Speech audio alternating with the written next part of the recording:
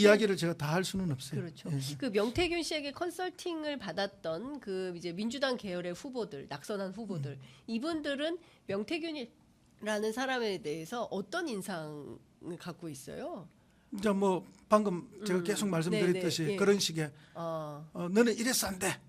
이래서 넌 맨날 낙선하는 거야. 왜 반말을 합니까? 뭐 이제 이런 분위기로 이야기한다는 거죠. 이거를 하면 돼. 그렇게 해서 이제 후보한테 강한 임팩을 주는 거죠. 반말하시 연세가 어떻게 되시는데 이렇게 후보자들에게 반말을? 반말했는지 존댓말을 썼는지는 모르겠는데 예. 이제 그런 취지로 이야기하더라고 저한테 이야기하는 거죠. 뭐 지역구를 옮겨. 뭐 이런 지역구로 옮겨. 야, 그러니까 그래서 뭐 도사풍 이런 말이 나오는 그렇죠. 거군요. 그래서 어법이나, 도사풍, 어법이나 이런 거에서. 그러니까 이제 흔히 우리가 이야기하면은 이 두발식이죠. 예. 결론을 먼저 딱 이야기를 하고 하면서 그다음에 이제 밑에 약간의 설명을 붙여주고. 야, 그러니까 그분 사실 이제 두 가지 설이 있는 건데 오늘 이제 들은 내용 하나는 이준석 대표를 통해서 김건희 여사나 또 윤석열 대통령도 알게 된, 그래서 실제로 영향력을 행사하게 됐을 가능성이 하나가 있고, 또 하나는 거창에 있는 어떤 그 거사님 명태균 씨와 가까운 거사님, 또 이분이 천공과 가까워서 그래서 김건희 여사랑 뭐 친해졌을 가능성. 그러나 중요한 것은 명태균 씨와 김건희 여사가 긴밀하다는 것이 중요한 거죠. 확실하죠. 예, 그게 확실한 거다. 그럼 도대체 김건희 여사와 명태균 씨가 뭘로 해서 이렇게 선거를 개입했을까? 근데 제가 궁금한 것은요. 지금 나온 것은 2022년 재보선, 그리고 2024년 총선. 그런데 더 중요한 덩어리가 2022년 지방선거 아니겠습니까? 그 지방선거 때는 실제로 영향력을 더 큰 판인데 가만히 계셨을까? 가만히 안 있었겠죠. 김영선만 했을까? 그 2020 지방선거, 예, 22년 지방선거에서는 예. 우리 쪽이 굉장히 민주당 쪽이 굉장히 어려운 상황이 있기 때문에 그렇죠. 이럴 때는 그런 도사들이 큰 힘을 발휘 못해요. 이런 분들이. 왜냐하면 판이 이미 정해져 있거든. 예. 그때는 박완수 도지사 후보가 뭐 예. 선거 하나 이긴다는 게 예. 이미 정해져 있는 예. 그림이에요. 예. 이럴 때는 그런 컨설턴트들이 큰 힘을 발휘 못해요. 예.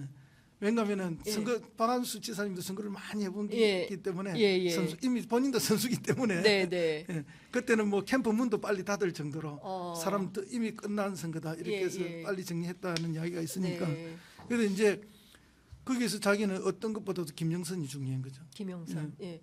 자기 말이 먹히는 사람, 예. 자기 하자는 대로 하는 사람, 자기가 영향력을 100% 발휘할 수 있는 사람 이런 게 중요하잖아요. 의원님께서는 그래야만 자기가 얻고 싶은 걸 다 얻어내잖아요. 그러면 명태균 씨가 김영선 의원을 실제로 가스라이팅 했다고 보세요? 그렇게 저한테 다른 사람들이 전해줍디다. 그렇게 됐을 거다. 그렇게 실제 됐을 그렇게 거다. 됐다. 근데 사실 이 과정에서 본인은 뭐 이게 다 허위 사실이고 가짜 뉴스고 이런 주장을 하지 않았습니까? 김영선 의원이 이제는 좀 진실을 고백해야 되는 단계 아닌가 싶은데. 근데 김영선 의원도 뭔가가 걸려 있겠죠. 그럼 지금 걸린 게 이제 두 가지인데요. 선거법, 정치자금법. 정치자금법. 후원금 뭐 회계 처리가 잘못돼 가지고 이게 굉장히 심각한 게 걸려 있는 모양이더라고요. 법적으로요. 예. 근데 그 후원금을 처리하고 했던 사무장이 또 조혜진 의원의 뭐 친척 동생이라 그래요. 진짜요? 예. 이름이 조혜땡이던데 아마 학렬이 해장렬인가 그런가 봐요. 저도 이제 확인은 안 됐고 그 전해주는 분들의 설명이 그렇습니다. 그렇군요. 그렇고 이제 그 과정에서도 어쨌든 김영선 의원과 명태균 씨 사이에도 약간 균열이 생겼다는 이야기도 있어요. 왜냐하면 이제 이것과 관련해서 김영선 의원이 나는 모른다. 밑에서 다 한 거다. 이렇게 되니까 후원금 처리 관련해서 이제 밑에 조혜땡 이분이 이제 피해를 입어야 되는 상황이잖아요. 이제 그리 되니까 명태균 씨도 이제 그 점에 있어서 김영선 의원하고도 약간 뭐 틀어졌다 이런 이야기도 나오고 이제 그런저런 과정에서 이런 것들이 자꾸 불거져 나오는 거 아닌가 그런 이야기도 있고요. 그다음에 이제 김영선 의원도 그 혐의를 빨리 벗어야 뭐 좋은 자리 하나 갈 거 아니에요. 이것 때문에 지금 좋은 자리를 못 가고 있는 겁니까? 뭐 그런저런 이야기가 있어요.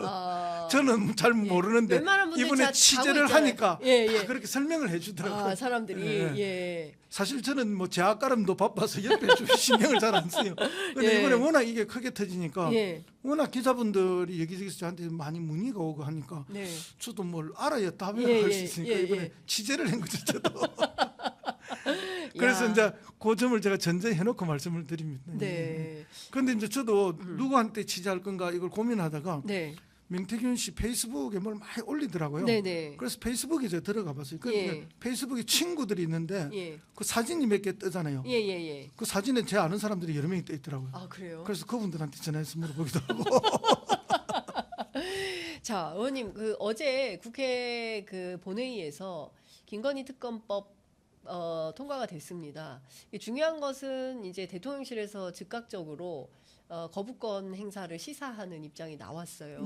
예상했던 바죠. 그렇습니다. 그러면 이제 뭐 24번째 뭐 최혜병 특검법 포함해서 이렇게 할 텐데 중요한 건 이제 재의결 단계에서 200석을 가지고 통과가 가능하겠는가라는 건데 저는 이제 뭐 그 모시는 의원님들마다 꼭 여쭤봅니다. 이게 가능할까라는 것 하나랑 의원님께는 특히 이제 경남 지역에서 활동을 하고 계시니까 국민의힘 의원들 사이에서는 이 김건희 여사 문제와 관련해서 좀 어떤 스탠스인지 그것도 좀 궁금합니다. 저희들이 뭐 잘 알 수는 없죠. 네. 이런 거하고 의견을 교환하기 어렵잖아요.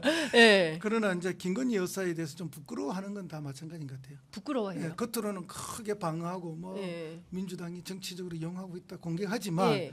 사실 본인들도 사람인데 속으로 부끄럽지 않겠습니까? 네. 그런 느낌이 있습니다. 그런 느낌이 있다는 게 이번에 자기들이 필벌을 안 하잖아요. 예. 그 필벌을 안 하는 게 이런저런 명분을 세우죠. 네. 뭐 필벌을 해봐야 무슨 소용이 있노? 뭐 3분의 1 발휘하면은 24시간 종료가 되고 우리가 쇠가빠지 고생해봐야 무슨 없다. 결국 저기서 거부하면 끝인데 말라고 이런 고생 이런 말도 있지만 필벌을 하기에는 이 사안이 너무 부끄러운 거죠.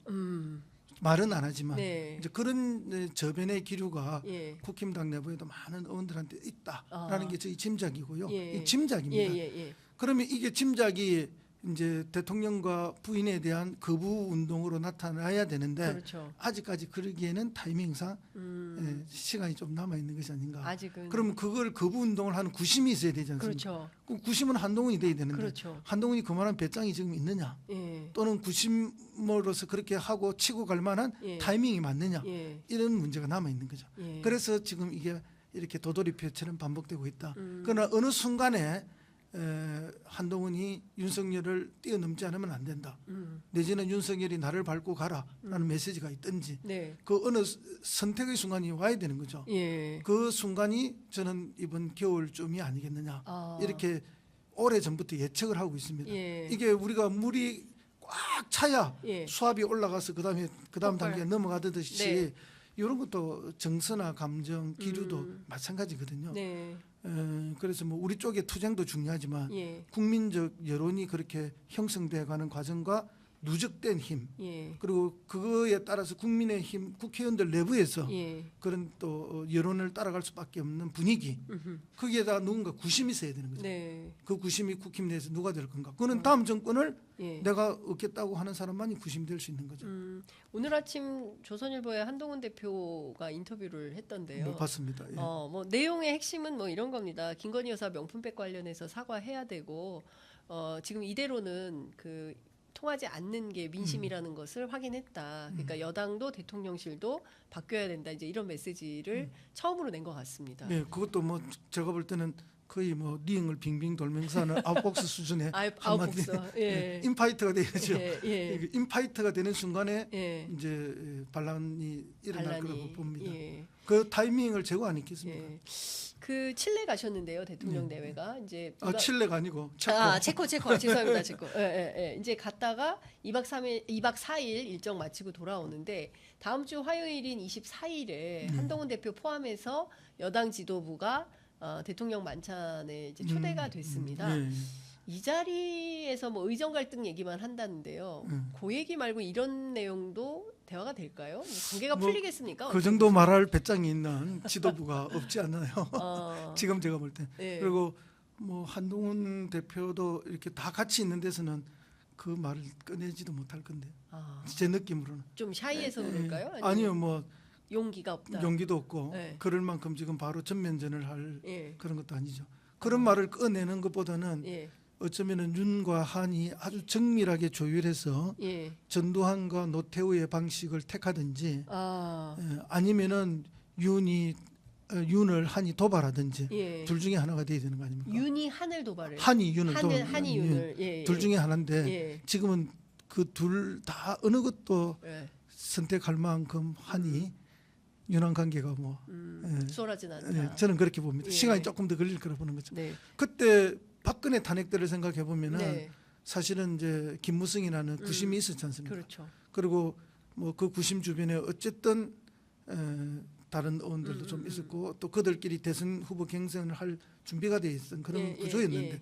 지금은 국힘 내부에 그런 구조 형성이 안 돼 있잖아요. 그러니까요. 그건 너무나 객관적이거든요. 예. 그래서 조금 더 시간이 걸릴 거다. 사실 국민의힘은 뭐 그 PK, TK 지역을 중심으로 이제 영남 지역을 중심으로 해서 친윤계 파워가 훨씬 강력하다. 친한보다는. 아 그렇죠. 예. TK도 그렇고 예. 지금 우리 PK도 보면 경남만 보면은 예. 친윤 핵심들이 있잖아요. 그렇죠. 그 윤한홍 의원 예. 있고 예. 그다음에 거제의 예. 의원도 친윤 핵심이잖아요. 예. 그거 다 마산고거든요. 마산고 라인들. 예. 마산고 라인들이 예. 친윤의 핵심들이거든요. 예. 그다음에 이제 그 옆에 그 지금 과방위에 간사하고 네. 있는 예. 최영두 의원도 최영두 의원. 원래는 핵심이 아닌데 지금 핵심이 돼 있잖아요. 그거 그러면 다 마산고예요. 다 마산고 라인이에요. 그러면 이 마산고 라인의 친윤들이 계속 끝까지 대통령을 보위해야 된다. 이렇게 가겠습니까? 아니면은 지지율이 예컨대 다음 주에 한 10%대로 추락한다. 그러면 어떻게 고무신을 확 바꿔 신겠습니까? 그거는 이제 차기 주자가 떠오르면 고무신 언제나 바꾸신 게 원래 그분들이 뭐 윤하고 깊은 예. 관계가 있거나 인간적 예. 수십 년의 정치 이력이 붙어서 친윤이 된 게 아니잖아요. 그렇죠. 그때 상황의 판단에 따라서 글로 갔고 그래서 친윤이 된 분들이기 때문에 오랜 관계가 아니기 때문에 네. 언제든지 바꿀 수 있다라고 보고요.